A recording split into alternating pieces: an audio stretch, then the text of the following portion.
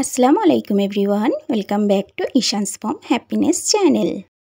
আজ আমি একদম রেস্টুরেন্ট স্টাইলে ফিরনি রেসিপি শেয়ার করছি। তার জন্য এখানে আমি 50 গ্রাম চাল নিয়েছি, আর এটাকে আমরা গোবিন্দভোগ চাল বলি। চালটাকে 20 মিনিটের জন্য নর্মাল পানিতে ভিজিয়ে রাখবো। 1 কাপ পানি দিয়ে ভিজিয়ে রাখছি। এটাকে আমি ঢাকা দিয়ে একটা সাইডে রেখে দিচ্ছি 20 মিনিটের জন্য। আর এইদিকে আমি ওভেনে চলে যাব।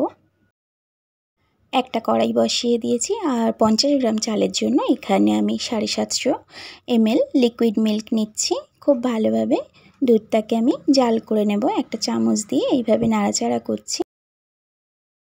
ফ্লেভারের জন্য একটা এলাচ দিয়ে দিলাম, একটুখানি এইভাবে করে থেতো করে নিয়েছি।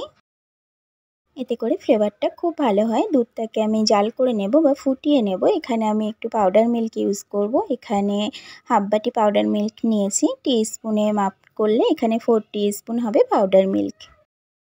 পাউডার মিল্কটা দেওয়ার কারণে দুধটা খুব তাড়াতাড়ি ঘন হয়ে যাবে, আর সুন্দর একটা ফ্লেভার আসবে। পাউডার মিল্কে খুব সুন্দর একটা ফ্লেভার থাকে।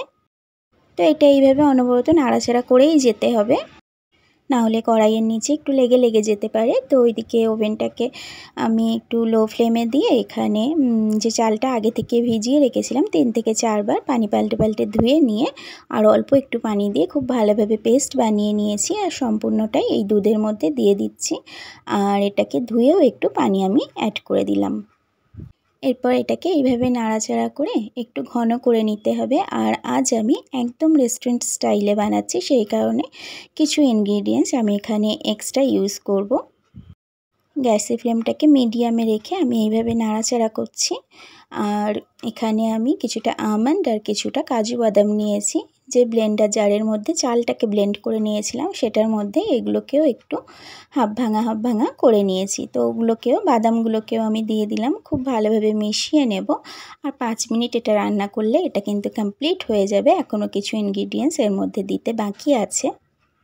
আর ফিরনি হোক বা ক্ষীর পায়েস, এটা কিন্তু মেন হচ্ছে এইভাবে নাড়াচাড়া করেই যেতে হবে, না হলে নিচে কড়াইয়ের মধ্যে একটু লেগে যাবে আর পোড়া সেন্ট হয়ে যাবে। তো পোড়া হয়ে গেলে সেটা একদমই ভালো লাগবে না। সেই কারণে গ্যাসের ফ্লেমটাকে একদমই হাই করে দেওয়া যাবে না, আর নাড়াচাড়া বন্ধ করা যাবে না।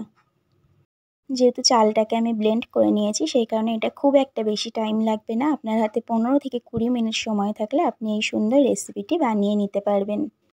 নর্মাল আমি যখন বানাই আমি কিন্তু কেওড়া পানিটা ইউজ করি না, যেহেতু আজ রেস্টুরেন্ট স্টাইলে বানাচ্ছি। তো এখানে আমি 1 টিস্পুন কেওড়া পানি দিলাম, আর একটু ফুড কালার এখানে দিচ্ছি, এটা জাফরান কালার।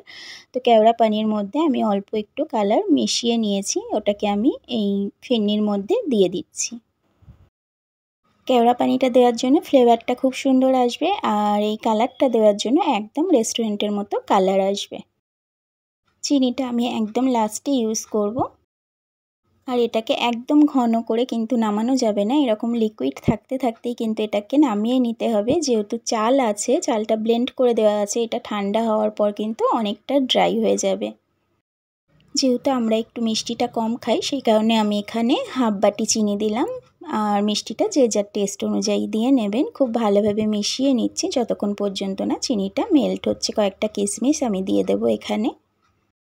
এরপর জাস্ট কয়েকটা সেকেন্ড নাড়াচাড়া করেই আমি গ্যাসের ফ্লেমটাকে অফ করে দেবো। এই রকম থাকা অবস্থায়, এই রকম লিকুইড টাইপের থাকবে, তখনই আমি গ্যাসের ফ্লেমটাকে অফ করে দিচ্ছি। আপনারা শেষ পর্যন্ত দেখতে থাকুন এটা কতটা ড্রাই হয়ে যায়।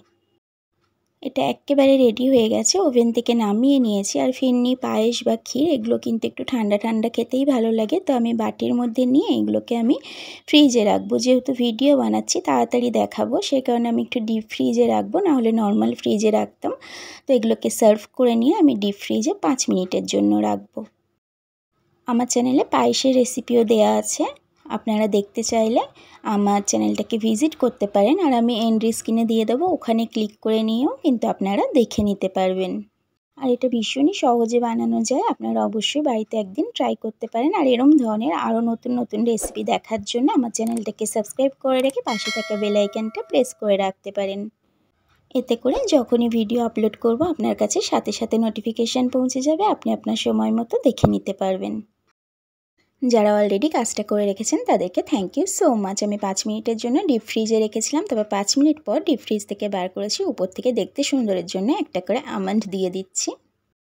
আমি 1 চামচ খেয়ে দেখাবো। আপনারা তো দেখেই ছিলেন কতটা লিকুইড অবস্থায় থাকতে থাকতে আমি সার্ভ করেছিলাম, আর এইভাবে এটা ঠান্ডা হয়ে যাওয়ার পর কতটা ড্রাই হয়ে গেছে। আজকের রেসিপি কেমন লাগলো অবশ্যই একটা কমেন্টের মাধ্যমে জানাতে পারেন।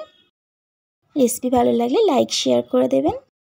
আজকের মতো ভিডিও এইটুকু। আবারও দেখা হবে নতুন কোনো ভিডিওতে নতুন কোনো রেসিপির সাথে। Thank you so much for watching my video. তাহলে টাটা বাই বাই। সবাই খুব ভালো থাকবেন, আপন মানুষগুলোকে খুব ভালো রাখবেন। Allah bless all of you.